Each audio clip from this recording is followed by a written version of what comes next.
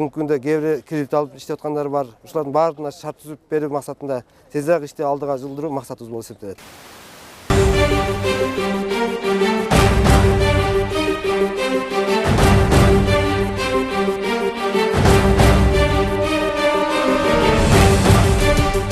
Көпүрөнүн курулушу биз келген мезгилде токтогон. Себеби курулуштун биринчи баштапкы этабында эле башташында бир катар мыйзам бузулар менен башталып калган да.